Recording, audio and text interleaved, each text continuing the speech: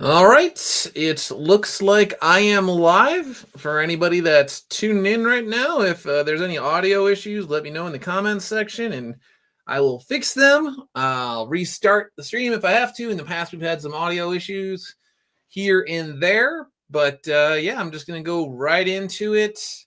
I don't have too much, I didn't organize too much. I figured there's been a lot of indie comics talk lately, and Eric July's Horseman campaign closed up, and that did really well. And there's just all sorts of continuing, I don't know if the word fallout or I don't even know what, just like the stories keep sort of unraveling around that Comicsgate documentary that happened. So my feed is filled with all sorts of interesting comments and subjects, and I figured it would be a little bit of a retrospective on some stuff. And I'll just go through my feed over the past couple weeks, and we'll just go through it. Have you seen Alzamat's video about CG? Yeah, he has two of them. They showed up in my feed, so I checked them out, and could probably bring that up as well. I could look for it, but I saw both of those, and they were both fairly fair as far as I was concerned.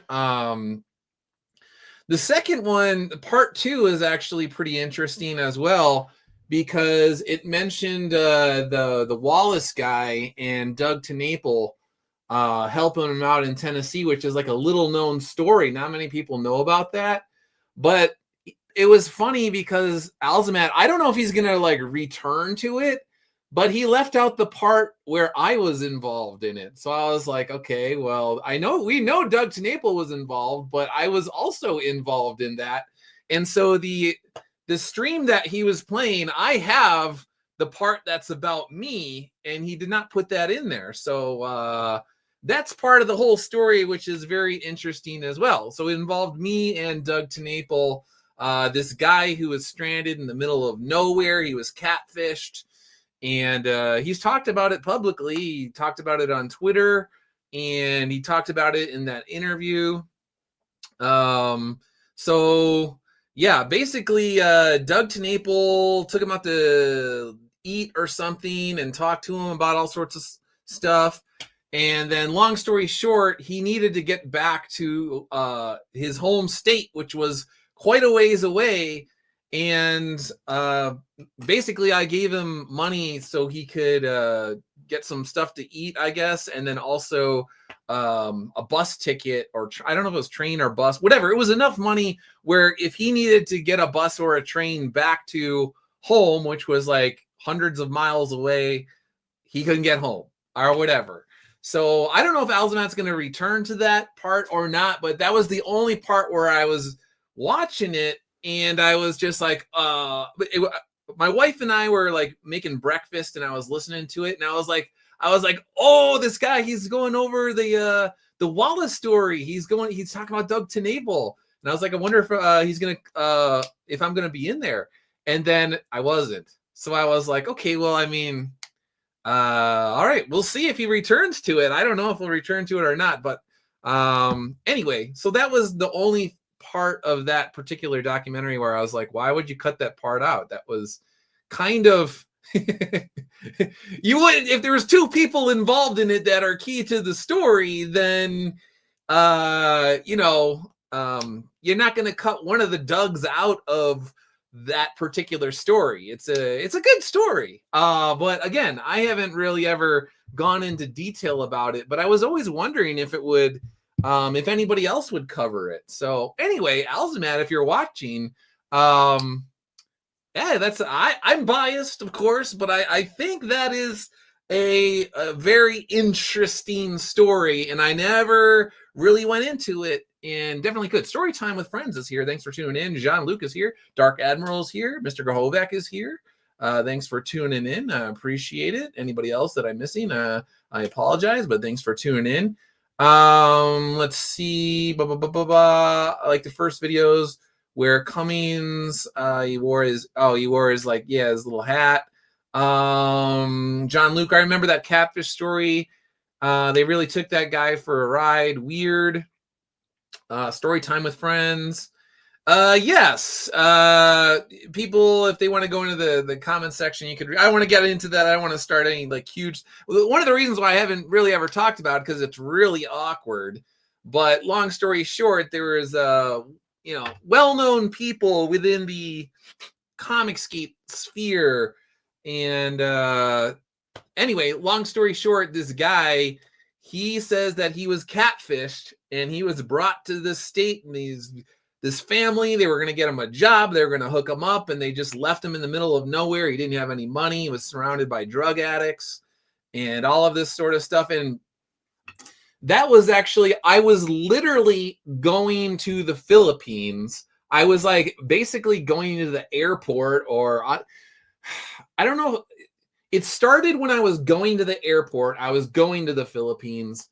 And then while I was actually there, I had very, very limited access to the internet. So I was like, what are the chances that this would happen to me while I'm going on a mission trip to the Philippines? Like, there's no coincidence that this would happen. So there's this guy who's stranded in the middle of nowhere, and he's just like, help me, Doug, you're my only hope. I didn't know about Doug TNAPLE at the time. And I was like, I feel like this is like a test from God. Like if I just say like, well, good luck, brother, I'll pray for you. And then I just don't do anything and whatever, say something happens to this guy. He's surrounded by drug addicts and he doesn't know where he is. He's scared and all of this. Like, I feel like that would be on me and my soul or whatever. So I was like, okay, I got to figure out a way to help this guy. I can't just be like, I'll pray for you.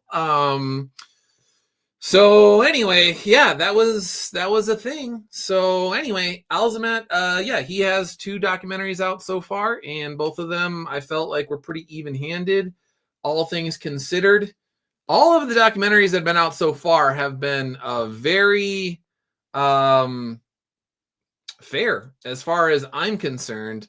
And it takes a load off my shoulders because for the longest time, I had my own library of files, and I was like, maybe one day if I just ever get bored, or maybe not bored, but like, I'm just like, if I ever feel it's necessary, I just want to have my own library of stuff here, where I could make my own documentary. And I think that I could do it justice, for sure. So now that people are already coming out with their own documentaries and they're fairly even-handed, I'm just like, okay, well, I don't really need to do a whole lot. So, but the thing is now in the wake of these documentaries, now, there's the documentary, then there's the attempt to spin the documentary and say that it's not accurate and it's a lie and all of this sort of stuff. So, for instance, I saw some of this, but I don't have the energy or the desire to like really get into a lot of this stuff. But I heard Ethan, again, I saw some of this, but he was going over, I think it was Alzamat's documentary with a bunch of pros, and he literally was revising history. He must have heard my stream where I was talking about the very first Comicsgate live stream and how I was on before. So here's this guy. Comicsgate is Comics Great. Definitely biased. This guy does not like me. Comicsgate in June 22, it was revealed that Doug Ernst had been waging a years-long campaign against Comicsgate's Human Sunbeam, blah, blah, blah. That's literally not true. I was not waging any sort of war. Anyway, but I guess Ethan and his like pro friends were covering this particular stream with me, or in Alzamat's documentary. And no, I'm not. In fact, if I were mad, I would have made it public months ago. And the only reason why I made... So here's the thing. So on the stream with these pros, and then that's the thing, is they're totally saying that, how do I say this? The first Comicsgate live stream with Tim and me and a bunch of other guys, where they accused me and Tim of like being saboteurs and what was the word? They were just like ambushing Ethan. So it was literally a thing where in the DM room, in the Comicsgate Live or whatever it was called at the time, Comicsgate Green Room, there was a debate about the whole gatekeeper type stuff. And let me get off me here. It's kind of weird.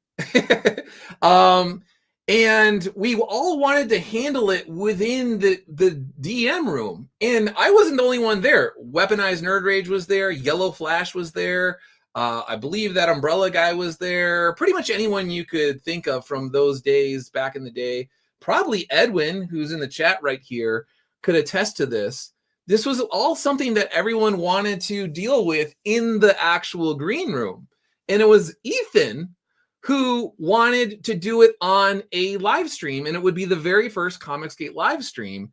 And he was like, he literally just said, like, don't talk about this, any of you guys. We're going to do this in like 3 or 4 days or whatever it would be. And it would be like an explosion of entertainment because all of this would be revealed. And because we're all adults here, we're going to be able to hash it out on the stream. But the actual stream itself will be exploding with, you know, cool entertainment. The chat will like it and all of this and blah, blah, blah, blah. So he set it up. He knew exactly what we were going to talk about. He knew exactly where everybody stood. And he didn't know exactly what we were going to say, but he knew the general gist of our positions. Edwin's here. He says, yes, correct. Ethan wanted to make YouTube fodder out of it. Exactly. So this is what I said in my last stream. That is true. That is the true history of Comicsgate. And Edwin and anybody else who's honest, who was in that DM room, can attest to that. So then when we got on the stream, or right before it, it was like hours before, Ethan started lying about me to his chat. He fired up his own live stream prior and started lying about me. And Captain Cummings and Captain Frugal were like DMing me saying he's lying about you in this stream. This is crazy. I go into the chat. I don't know if this stream still exists or if he deleted it or not. But I confronted him in his own chat and was like, yo, dude, what's going on? Like, what? And then the chat was saying, like, you know, basically like, fight, fight, fight, fight. Like, you know, the Simpsons monkeys or whatever it is. They were just like, and so they wanted, and he didn't want to do it, but the chat was big. And I was like, I don't care. I'm game. Let's go right now. So he ultimately relented and then brought me on to this. And this is what it was. Now, what exactly was he lying about? It's right here. So this is July 2nd, 2018. Here we go. Oh, yeah, here we go, partner. I had a loose agreement with Ethan where I had a book and I needed illustrations for it. I needed essentially like at least a dozen illustrations. And he was the one who initially, like 8 months prior, said we should work on something. And then I said, like, are you serious? If you're serious, then I will send you all the stuff, blah, blah, blah, blah. So, and also there we go. So this is like January of whatever time it was, like way, way back, even earlier. Like this may have been like January 2017, if I'm not even mistaken. I'll give you access to a working draft of the book, blah, blah, blah, blah, blah, blah, blah, blah, blah, blah, blah. Okay. So let's see. I'd rather have things done right than quickly for a quick reference, blah, blah, blah. All right. So now go to February. Now, again, the January one, I think, was literally from like a year before. I'm losing track of time because there was a whole... No, actually, let's go back. So initially we were in DMs for the longest time, like almost a year before. And every single time I would be like, hey, I need your email, your professional email that you want to use for this particular project. Every time I would bring that up, he would go radio silent and disappear. And I'd be like, what is going on? And then he would come back and then he would talk to me about like other random stuff as if it never happened. And so I was like, okay. And then we would be interacting about like Comicsgate stuff. And then eventually I'd be like, hey man, I still need your email address. Okay, so this was drawn out over the course of months. Finally, I just said like, hey dude, this was in the like Twitter DMs. I was like, hey man, I'll just work with like Timothy Lim or something like that. It's not a big deal. And then he was like, no. Like, I'll give you my email. So that was the case where then after like 8 months, January, then I finally was able to get the email that he wanted. That was the work email to do this. All right. So then I was like, all right, it's already been like a year. Then I waited like a month and I was trying to get in contact, and he started to do the exact same thing again, where he would talk to me about Comicsgate stuff. But the second it was about moving the ball forward on this particular agreement, he would just go radio silent on me. And I was like, I can't deal with this. Like, I work for a newspaper. You have to like get back to people. And it's just highly bizarre that you would talk to me about Comicsgate stuff, but then every time this comes up, you would just disappear and go off the grid and just be like, so it just got weird. So I just said, I love you, man, but we're not meant to work together professionally. I'll always plug your work and your channel, maybe even join your Patreon, but 8 days to get back to a professional inquiry, especially in a 50-50 profits partnership on a book, is a no-go for me. Now, again, this was 8 days after like 8 months of dragging something out. So what he would do at the time when he was like initially talking to this, he was making it sound like this was just like me on February 5th, like for the very first time starting something and then getting like all upset like a couple days later, when it was like, no, dude, it was almost an entire year of stringing me along and bizarrely disappearing every time it would come back to this subject. So I go, again, there's no hard feelings on my end. Honestly, I just need a level of communication and concrete evidence of progress that isn't happening. Beth, that's very professional, right?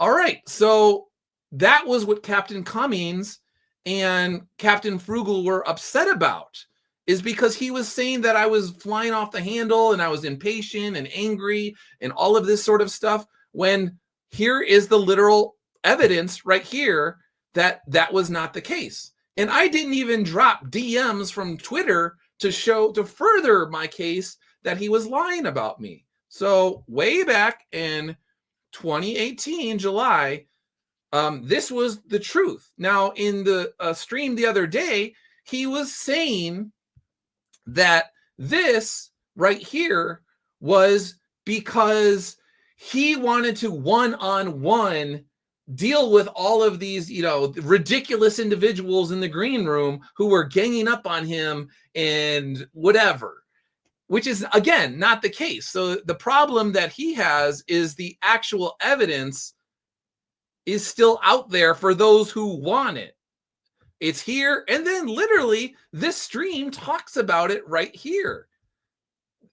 It's the most bizarre thing, because we'll pull together exactly a narrative that made some kind of sense about why everyone on Comicsgate is mad at me today.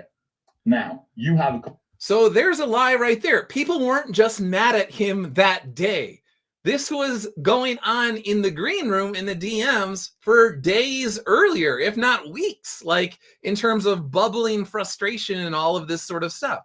So immediately upon entering into this stream, he's already causing all sorts of, dishonest confusion, basically. Completely different perspective. It is true.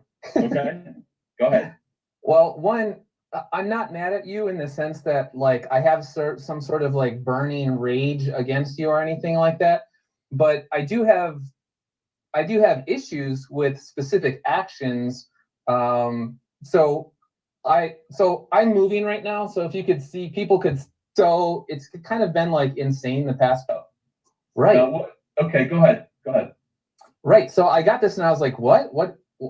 He's talking about the book deal. Why is that being made public? Like, okay. So literally it's still online. This was about the book agreement. So last week he is on with his fellow comic book pros, including John Malin and all these guys. And he made up a total fictional history surrounding this stream when anybody with a brain could look into it and see that he's lying. He's literally lying. That's what he always does. And he doesn't even care that somebody who Googled Doug Ernst or Douglas Ernst or whatever would immediately find this. Like, this is right there. It immediately proves that he was lying about that. So, and this whole this guy, I won't even get into that, but it's like, if you try and actually defend yourself, don't be shocked if your comment disappeared. We'll just put it that way. So, so just literally lying last week or earlier this week, whatever the heck late last week. And then there's all these comic book pros that are just like, like they don't even say anything. They just totally agree with whatever premise that he puts forward as if it's the truth. And then the funniest thing about it was that John Malin, there's John Malin like in the early, I think that's Bell County Comic Con. So speaking of that, so Ethan is talking about how like all these people, you know, like they had like problems with me and blah, blah, blah. So yeah, hey, there's John Malin just signing off on it. And I'm thinking to myself, I was like, do you really want to go down this road, Mr. Malin?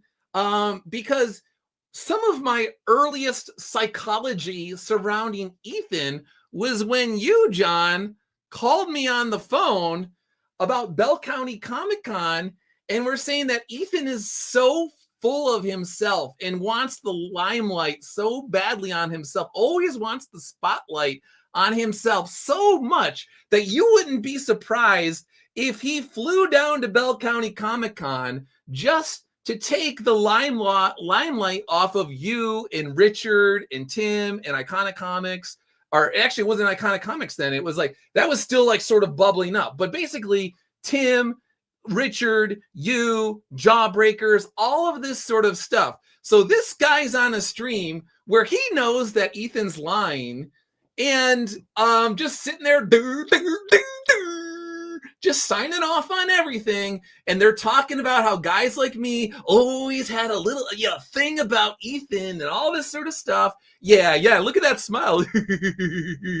Yeah, you don't want to mention that you called me on the phone and said you wouldn't be shocked if Ethan hopped on a flight at the last second, flew down to Texas, and made Bell County Comic Con all about himself because he didn't want the shine to be on Richard and you. Okay? So, like, dude, I mean, you want to go on streams with Ethan where you guys are lying about me, you're revising history.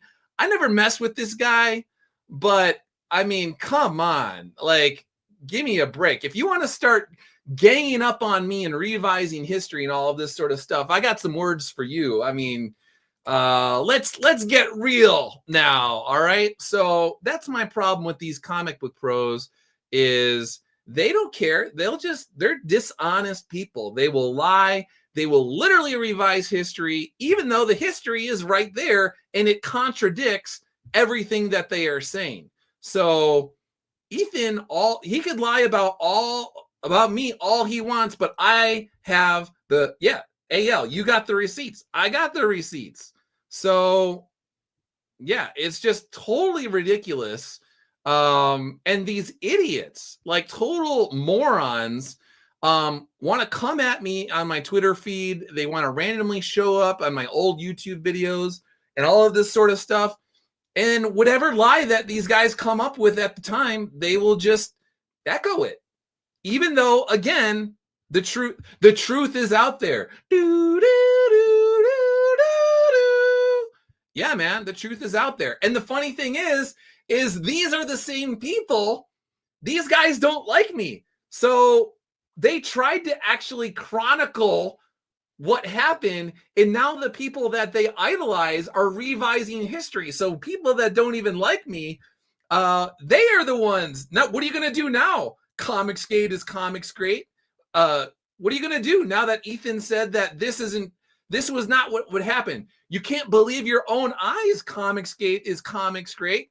I guess I would not be surprised this guy's he's gotta delete this stream right now because Ethan said that this never happened, and everything that's going on in this stream, that's not what happened.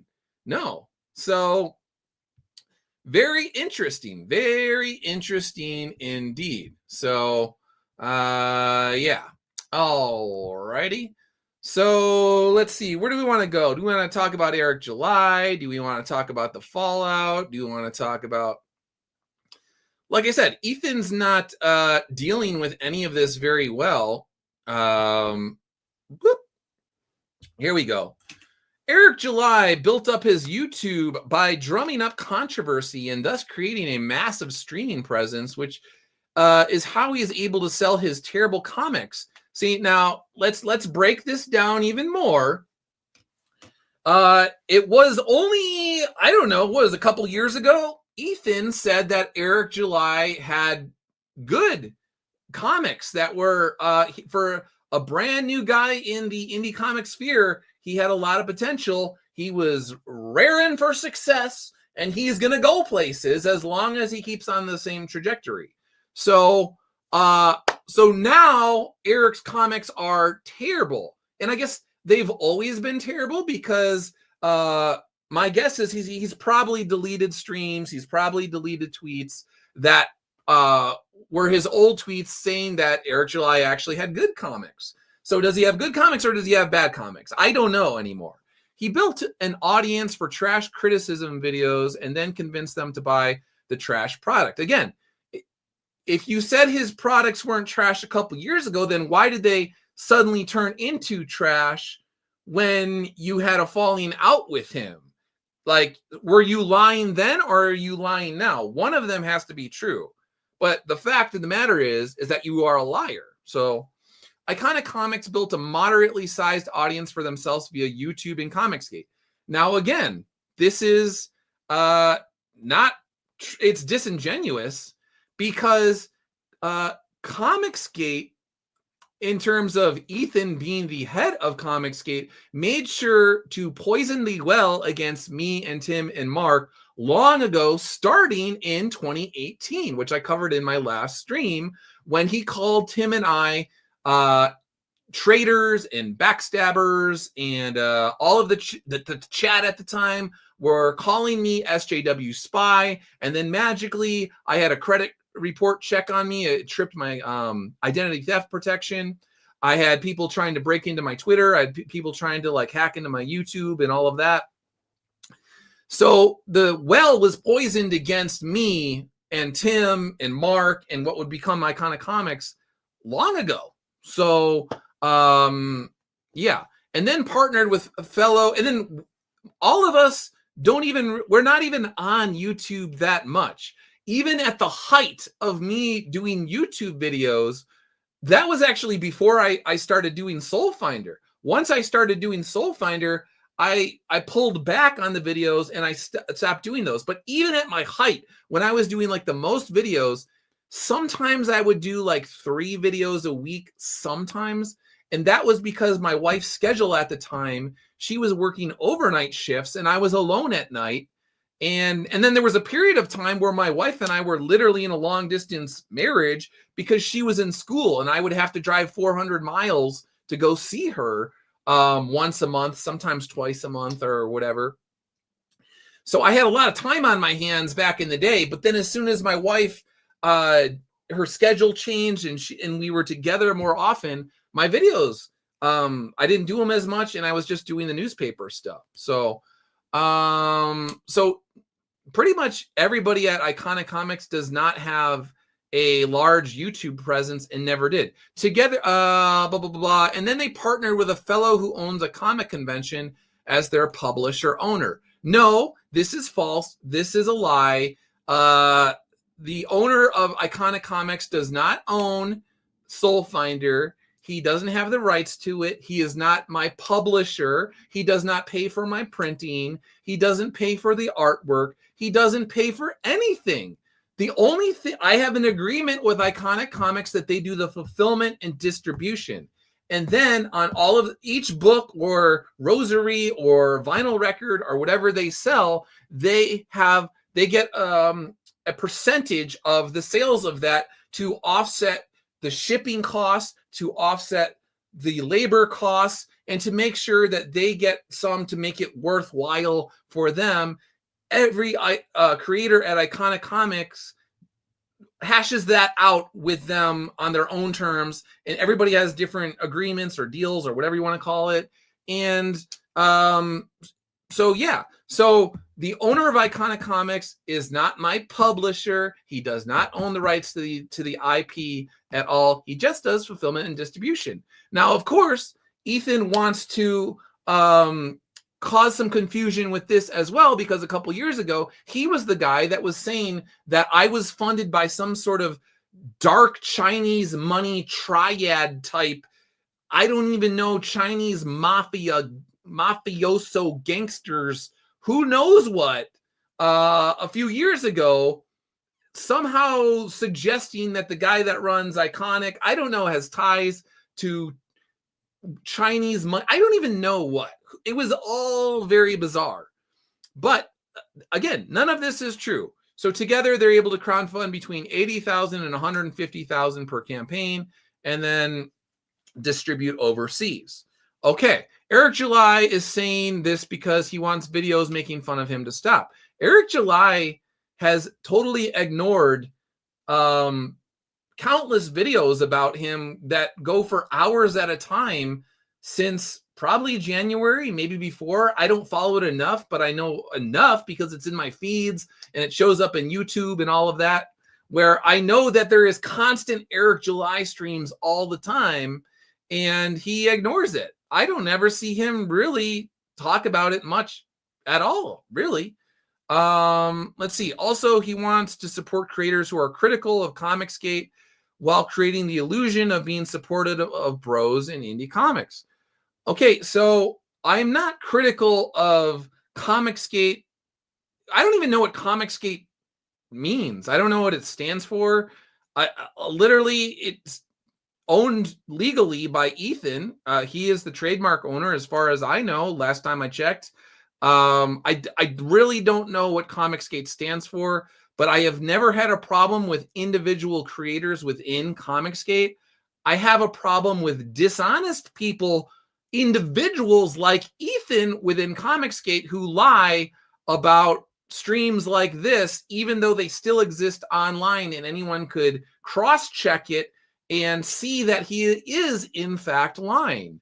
So so anyway, if you want to know what the pre-Comicsgate live stream was about, you can go to this guy who doesn't like me. Comicsgate is Comics Great, and you can see it back there. That's the actual words. You can see what we were talking about. If you leave a comment and it's in support of me, there's a high probability that it will disappear, because we have to protect the narrative at all costs. We can't point out, hey, guy, what do you have to say about Ethan saying that this stream was not about the thing that they're actually talking about in the stream? Who knows how he would respond to that? I don't know. So this is a bunch of an attempt to get ahead of changing narratives or narratives falling apart that he wanted about Eric, about Iconic Comics. He's trying to essentially say that Comicsgate was responsible for Soul Finder's success. Comicsgate was responsible for Common America's success. This is just simply not true. I mentioned on my last stream that when Soul Finder Demons Match came out, he ignored the campaign until it was 250% funded. He waited until we were at the $25,000 mark, which we were never supposed to raise, and then he asked me to be on his stream.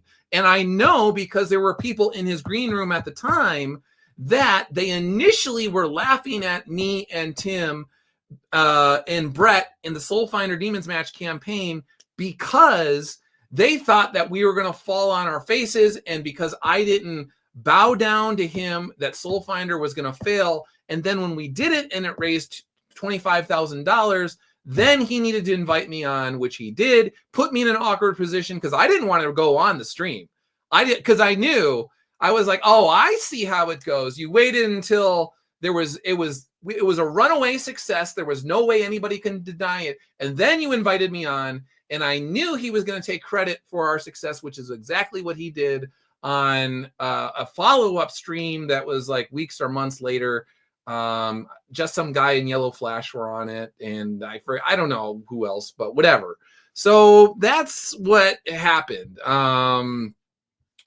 And speaking of, let's see, is there another one? Blah, blah, blah, blah, blah, blah, blah. All right, we got that. What else? We'll go through.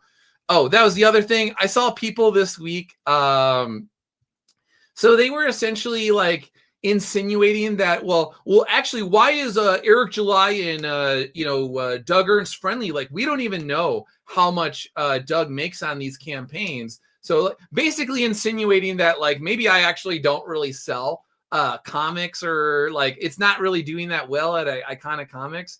And it's funny because if anybody that goes to my feed can see that there are people on a regular basis that are buying the rosaries, that are buying the books, that are buying the bundles, that they are sharing the books, that they are doing character breakdowns, that they are,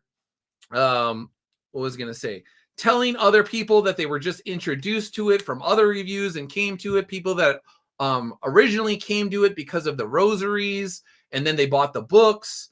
Like, there is anyone who's remotely objective can see that I'm doing well and well enough to continue to put out new books and new hardcovers. The only way that you would be able to make the case that I'm not doing well with Soul Finder is if you believed the conspiracy theory that the Chinese triads were just dumping money into my bank accounts again and again and again and again. But sorry, that's not the case. I have shown my invoices for printers. I spent over $30,000 on books alone this year, both hardcovers and soft covers. So do you really think that I'm going to just dump $30,000 into printing costs? That's not including colorists. That's not including Matt's art. That's not including letter work. That's not including like other artists, Rodrigo Aviles, his cover that he did. It's not including also, all sorts of stuff. So the rosaries alone, I've spent probably over $10,000 on the road. So that's like $40,000 in between printing cost and the rosaries. That's like $40,000 plus that were put into this series. How on earth would I even be able to do that unless I was actually selling books in order to do it? I'm not independently wealthy. I'm not a millionaire. It would be nice if I was a millionaire because I could fund more artists and more books and all of that. But come on, dude. Like, these guys are just like grasping at straws. So this was the thing. They were upset at that. Anybody that suggests you drum up controversy or creates conflicts with that you must drum up controversy or create conflicts with others to sell books is speaking nonsense. This is terrible advice.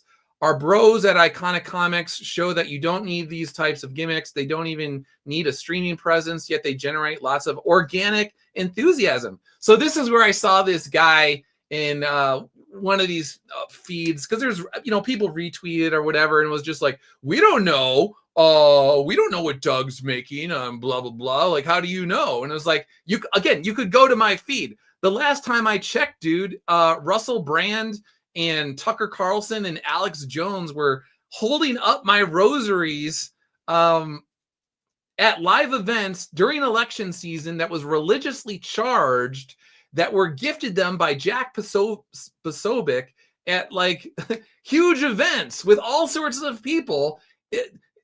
I hate to tell you, dude, but when word gets around on social media that Tucker Carlson and Russell Brand and Alex Jones are holding up your rosary, the Soul Finder rosary, at their events, yeah, guess what? We sold out of the rosaries, dude, like multiple times. I had to go back to Rugged Rosaries. And then there's always a percentage of the people that were buying the rosary that just literally bought everything. They bought the bundles.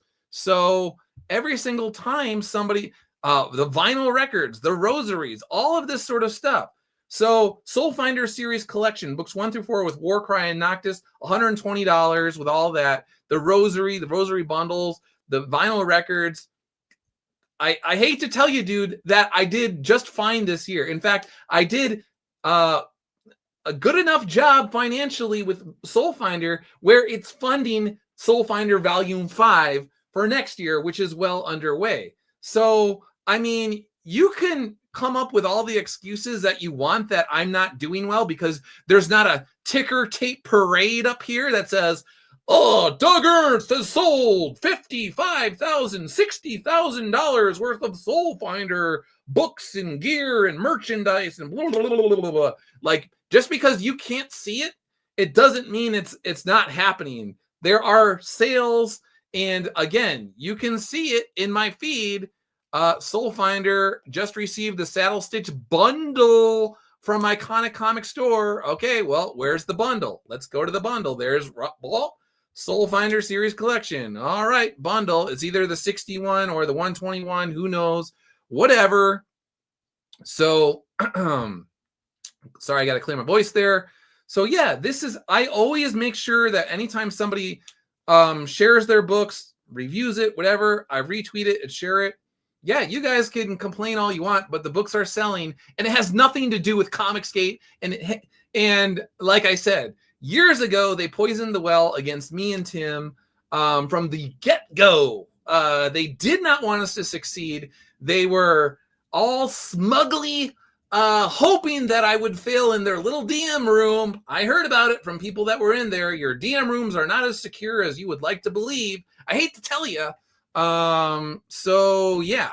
So speaking of revising history, let's go to the chat here. There's a lot of things. Student of God is here. Thanks for tuning in, man. I appreciate it. Camo Man is here. Creators need to keep a folder of all the live chats they are involved in. RPX, CG fell out with your boy when your boy left. AL.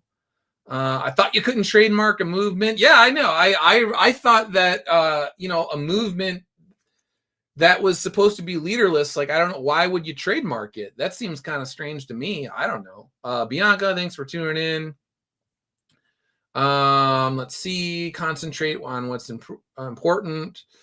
RPX, look at all the members of Iconics. They are rarely online. Yeah, I only came on today because I was like, man, I haven't been here for a couple weeks. I want to, catch up with people. And there's been a lot of like indie comics news. So I'll talk about that. And like I said, you want to revise history in your little echo chamber with like pros that are just literally just believe whatever you say, no matter how false it is. Just making up total fiction on the fly. Yeah, for many years, I didn't say anything, but I'm like, you know what? Every once in a while, I don't need to just shut up and let people just create false histories anymore. Speaking of that, there was an Eric. Where's Eric's tweet? All right, so Eric covered this nicely today as well. Eric, someone lies about myself or my business. Because I do not engage, the falsehood goes unchecked. Those spreading the lie have the advantage of being able to control the conversation. That is true. No matter how false, those that want to believe it will operate as if it's true. I accept these instances would increase when I chose to make my business the primary focus. Constantly slinging mud is an unproductive use of my time, also unprofessional, as I have a business to run. Still, making the adjustment away from content creator was the greatest decision I've made. To many, it's boring and not as attractive as drama. Some people will never get used to me being in this role. I now stream only a couple of times a week, but it's best for my customers, employees, and growth of the company. But I appreciate those of you that go out of your way to correct the record. You never have to do that. That's partially why I'm working so hard to give you a universe to escape in and meet some awesome friends. We're building a healthy, thriving fandom with a focus on fun. And even if you've thought unfavorably of me, I'll hold Nothing against you if you want to join in. God bless and be great. All right. So basically he's saying what I have said for many years is that what these guys do is they know that you don't want to engage with it. So they will just make up stuff. They will literally make up stuff because they know the narrative will take hold in these people that are brainless, that they idolize artists from, the pros, and anything they say they'll just take it as the truth, even if it's a lie. So that is exactly what happens. And I mean, we can see it. Like I said, Ethan bringing up Comic Book Hut again. Where is it? But thankfully, people like Vicky here, as I said before, they have the old stream that Hut deleted. In his own words, he contradicts himself. And he put it down the memory hole because he didn't want people to see in his own words that he was the one coming to me and not the other way around. So, yeah. Speaking of revising history, the biggest contributor to Comic Book Hut's failed campaign, according to Comic Book Hut, roughly 24 hours before the smear campaign launched against me, Hut, in his own words, someone dropped $500 in my campaign. Very nice. That was Ethan. He knew. You can see the backers. You know who's coming in. You get the email notifications and all of that sort of thing. Comic Book Hut abusing backer information because he couldn't resist. He had to let me know that Ethan dropped 500 bones into his imploding campaign. So when he needed money. So very interesting. Where is it? Oh, so yeah, this is what they want to do. These guys, they want to say, this was one of the clips that I sent him. Shadow King literally came from Vicky. Vicky on her own channel, clips like this. She said, they were taken from Vicky's feed, like the vast majority of the time, and just turned into like MP3 or MP4s or whatever, and forwarded along. Shadow King says Doug E and Preston tried to stop RR. Red Rooster. Let's play that again. Shadow King says Doug E and Preston tried to stop RR. Red Rooster. All right, so that was back and when I was trying to get Black Tide off the ground, and this guy was saying that I was in a conspiracy with Preston Poulter to take down Allegiance Arts. False, lie, conspiracy, made up out of thin air, not true. People that know the story, such as Storytime with Friends who are here, know that the only thing I wanted was for, at the time, Kelsey Shannon and Cecil went on a stream and basically said that I should be sodomized with rusty instruments. John Millen was on the stream as well, and I just thought it was completely out of line and unprofessional, and I wanted it to stop. And I said that if it continued to happen, that I would address it on a stream just like this. And this guy right here, Liar, somehow, some weird way brought in Preston Poulter into it. I never even talked to Preston Poulter until he started doing stuff like this. That's when I started talking to Preston. And Preston was like, hey, I heard that you and I are in a conspiracy together. That's kind of strange. And that's when I started talking to Preston. And he deleted this stream. I think there was like 3,000 or 4,000 people that saw it before it disappeared or whatever. He was trying to hurt my campaign. He was trying to, and Vicky tweeted this out January 4th, 2020. And people like Hut were asking me about it. All sorts of people were asking me about it. And anybody who asked me about it, I told them about it. And if somebody sent me a link to it, I talked about it. And if someone like Hut wanted me to send him the MP4 or MP3 file, then yeah, I don't care. No problem. I had no problem. He shouldn't have talked about me on stream and lied about me if he didn't want me to talk about it with other people. It's only these guys that could literally smear my name, go on the offensive and the attack against me. And then when I defend myself, or if I talk about this, they say it's an attack on them. It's completely twisted. So Rhaegar, let's see, is here. Thanks for tuning in. The RQ. the nice thing about CG history as it's been played out on YouTube and Twitter, so there are plenty of receipts. Yeah, it's all there for anybody who actually cares about the truth. But I mean, the reason why the Comic Book Hut deleted his entire channel is because this is the kind of stuff that you would see. Ethan literally lying about me, Tim, Mark, Iconic Comics, and our friends. Talked about it before. A bunch of these doofuses tried to say that I was attacking Clint Stoker. Not true. Clint said that I was the only person with a YouTube channel that defended him on a live stream when Ethan went after him. And the clip that I sent Hut at Hut's request was Ethan and John and all those guys going after Clint Stoker because he thought about going to Kickstarter with, essentially he didn't ask the Comicsgate Kings or whatever they're called permission to do the Kickstarter thing or whatever he was doing. But they were also essentially taking shots at Iconic Comics because they would wrap it into a bow of anybody that goes to Kickstarter. Anybody that you find on Kickstarter is a traitor to quote unquote Comicsgate.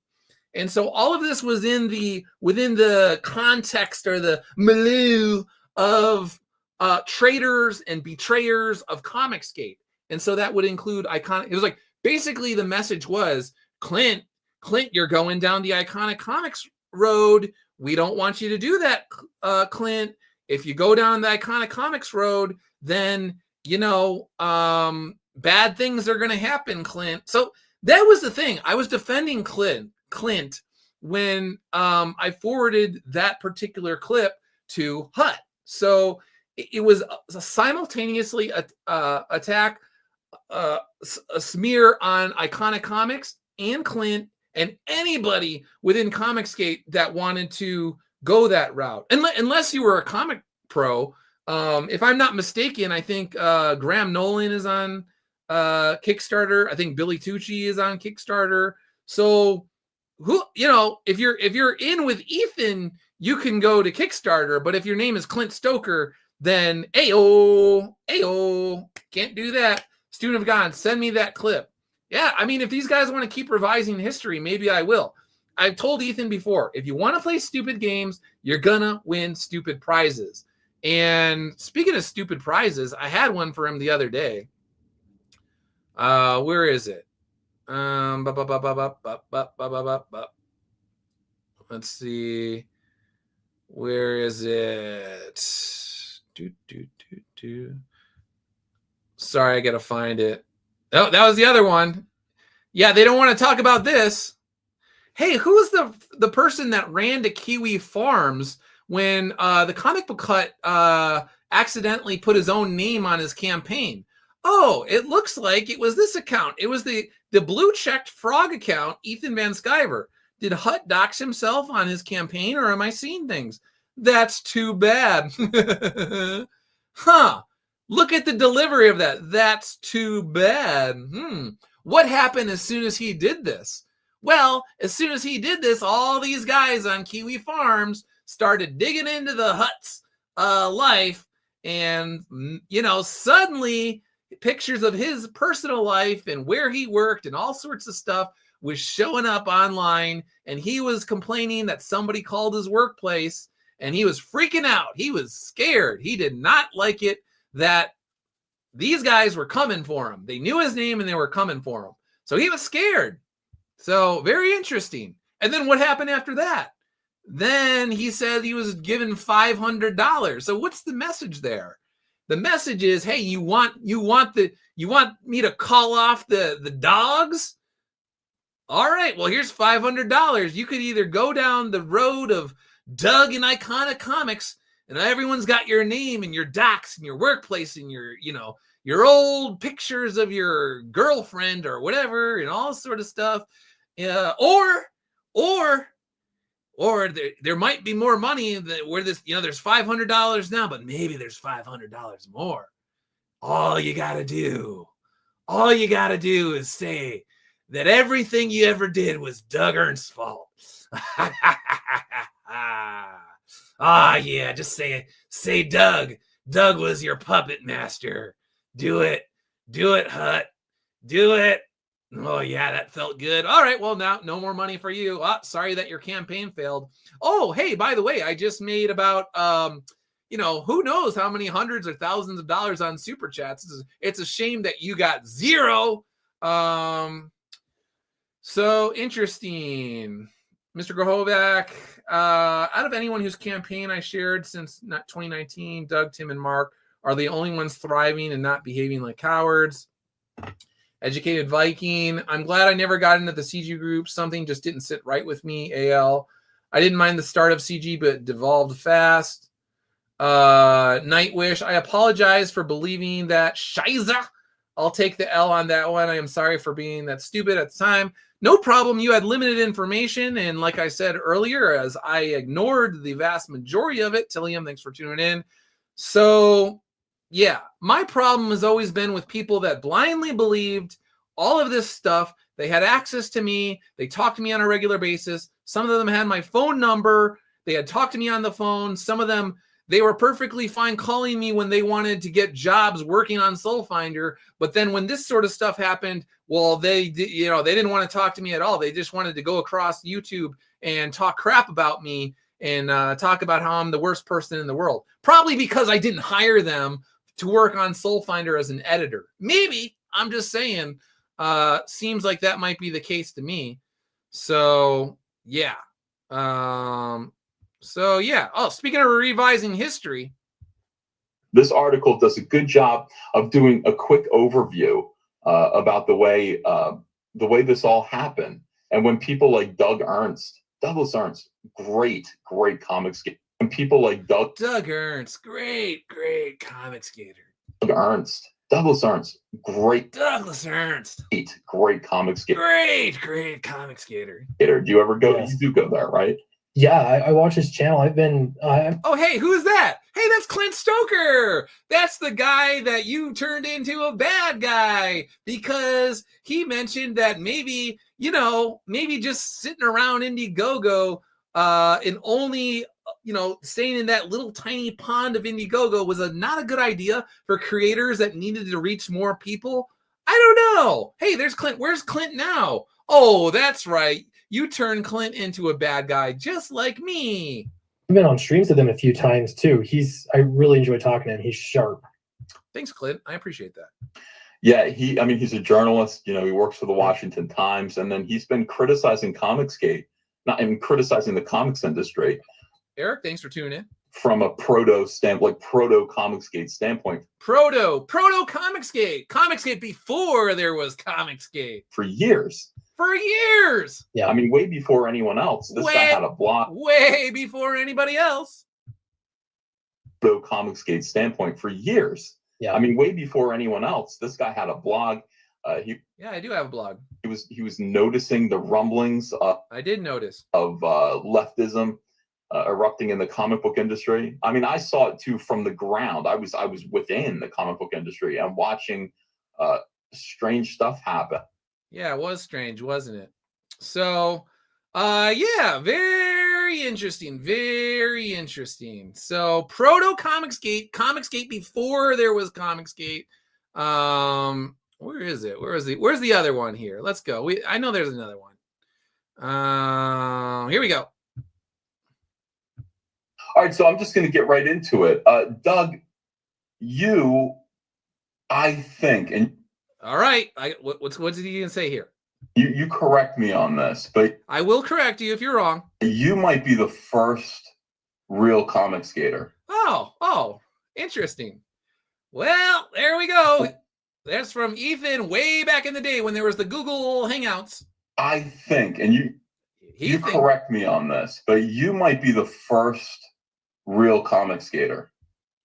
Very interesting. So, Ethan, as the first, quote, the first real one,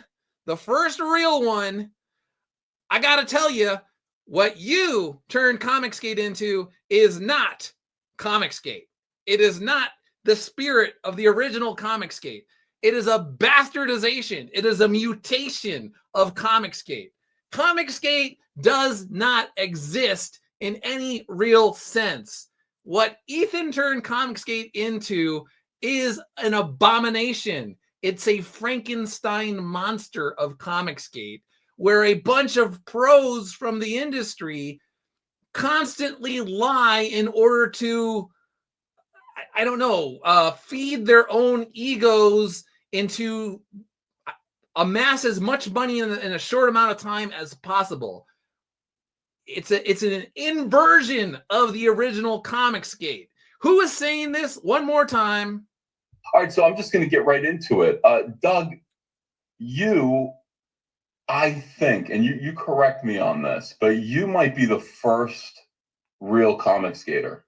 All right. So thank you, Ethan, for acknowledging that I am the first real one. And therefore, as the first real one, I am saying that the Comicsgate that you oversee today is not Comicsgate. It is the Frankenstein monster of Comicsgate. It is an abomination. It is the Walking Dead of Comicsgate. It is not, Comicsgate is dead. So he can call it Comicsgate all he wants, but as the first, quote, the first real one, I'm telling you, this is not Comicsgate. Whatever he oversees, whatever he has the trademark to, is not the Comicsgate that was there when I was, quote, according to him, the first real one. So, yeah. All righty. Let's see what else we got here. Anything else? Blah, blah, blah, blah, blah, blah. Oh, here we go. Too bad Doug T is now what I don't know about Doug T. I don't want to get into arguments about Doug. All right. So, all right. Where does all this friction come from? Here we go. A lot of people who ask about friction in any comic since 2017 should think about it in terms of conflicting visions of leadership. My idea, so speaking as the first real one, this is what Comicsgate was supposed to be back in the day, 2017. My idea of a true leader is a man who leads by example and who gives others a blueprint to empower themselves.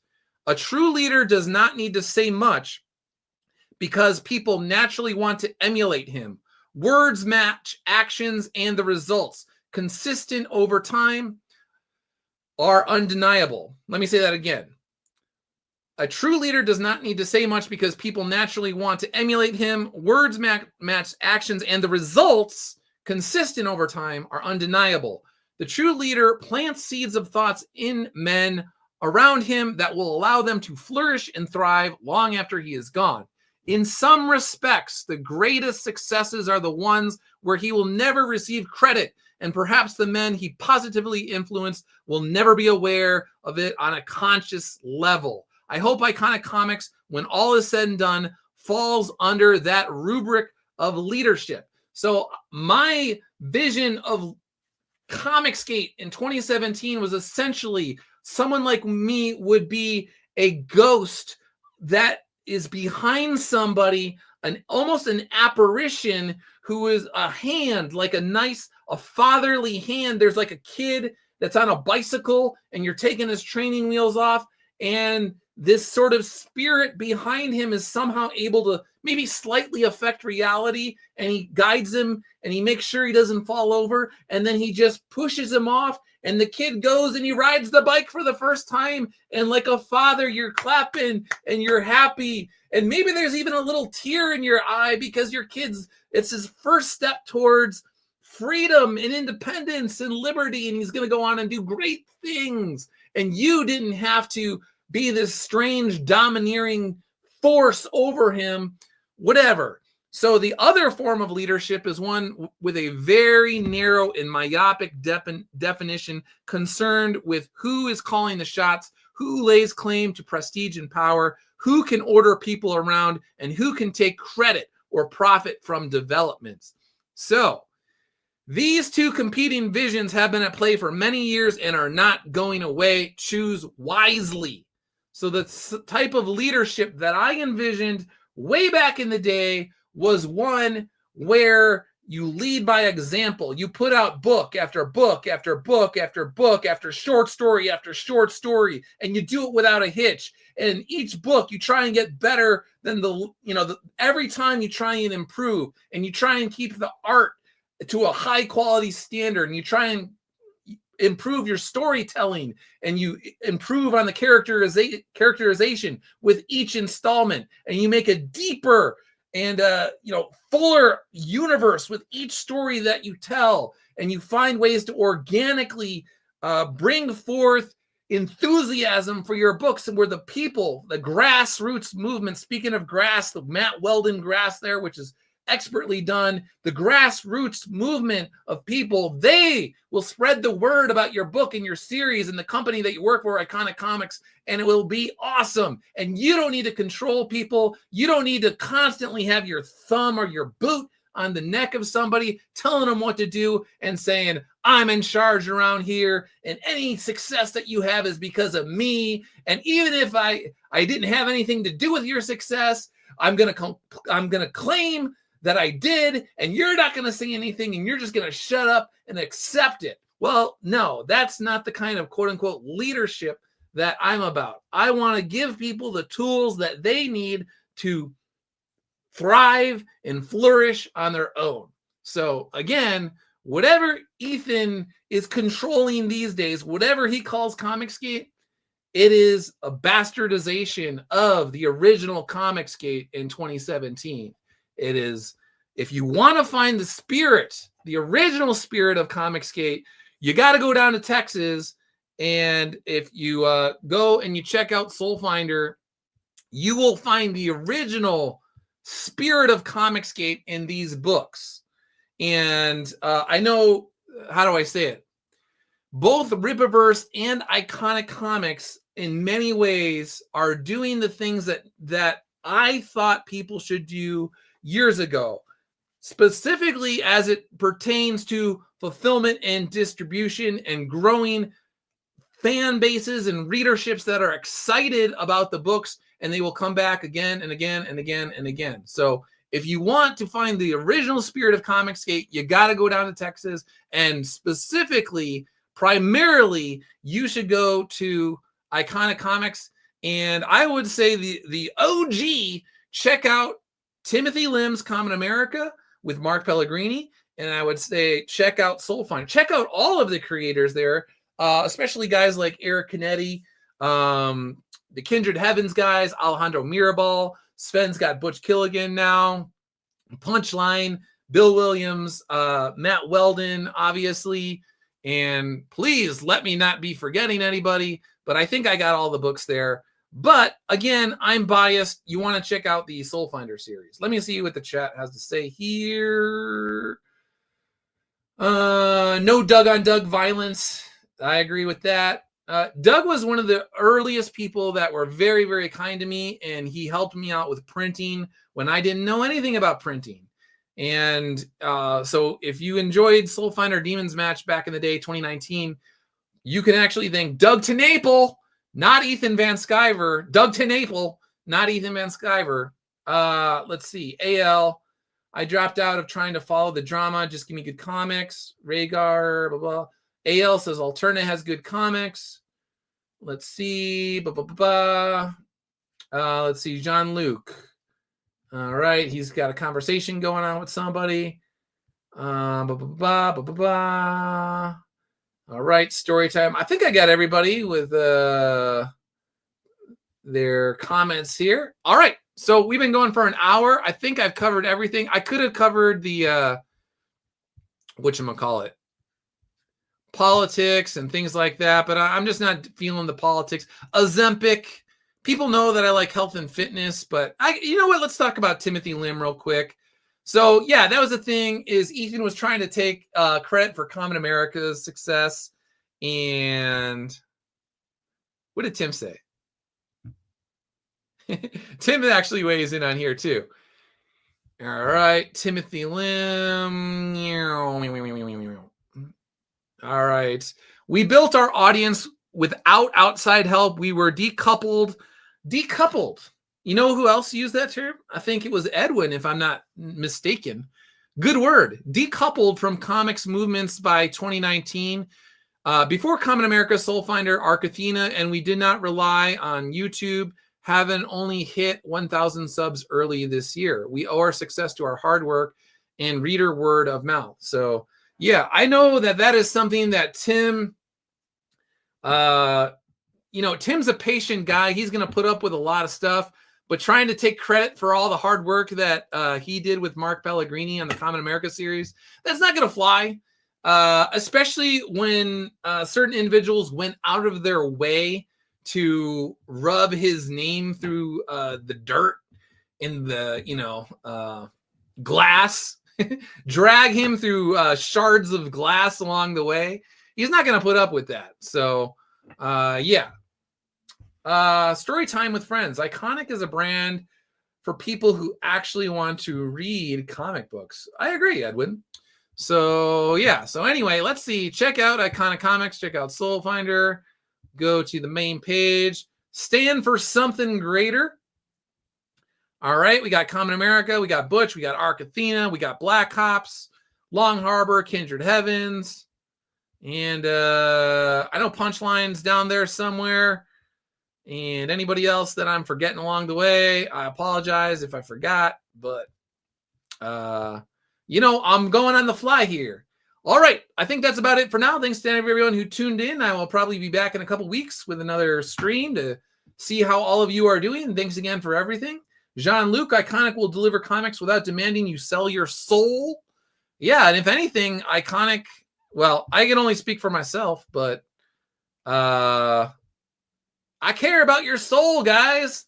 I want to see you guys in heaven one day. So, let's do what we can to embrace truth, the way, the life, and the truth. All right. I'll see you guys later. Thanks again.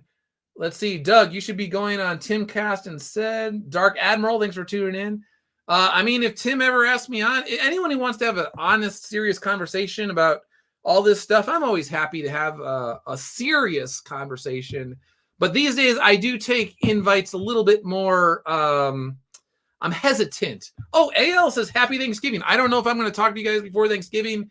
Happy Thanksgiving to all of you. I am thankful that we have reached another year together. I am very grateful for having met all of you, whether online and some of you even in person. So let's see.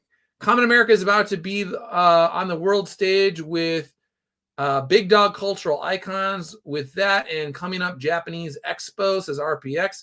Yeah, Common America is taking on a life of its own in Japan.